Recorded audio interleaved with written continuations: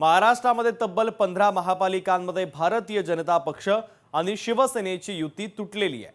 मुंबईत भाजप 137 तर शिवसेना 90 जागा लढवणार आहे। जळगावमध्ये भाजप 46 तर शिवसेना 23 जागा लढवणार आहे। तर जळगावमध्ये राष्ट्रवादी 6 जागा लढवणार असल्याची माहिती आपल्यापर्यंत पोहोचते।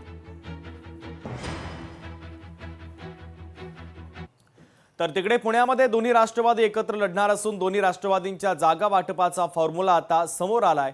राष्ट्रवादीला 110, शरद पवारांच्या राष्ट्रवादीला 50 जागा तर इतर घटक पक्षांसाठी 5 जागा सोडल्या जाणार आहे। जिथे ज्या पक्षाचे उमेदवार जास्त तिथे त्या पक्षाच्या चिन्हावर लढणार असल्याची माहिती आहे।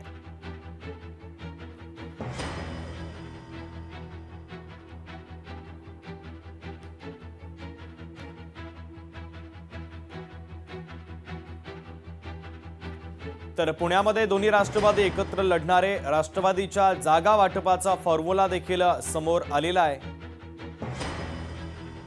मित्रपक्षांना देखील आता या फॉर्म्युल्यामध्ये जागा सोडल्या जात आहेत। राष्ट्रवादीला 110, शरद पवारांच्या राष्ट्रवादीला 50 जागा सोडल्या जात आहेत।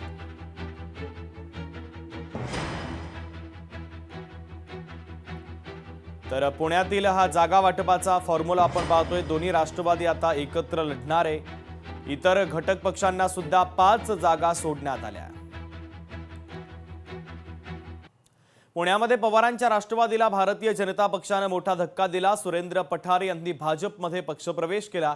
आमदार बापूसाहेब पठारेंचा मुलगा सुरेंद्र पठारे आणि सुरेंद्र पठारेंसह पत्नी ऐश्वर्या पठारे यांनी उमेदवारी अर्ज भरला।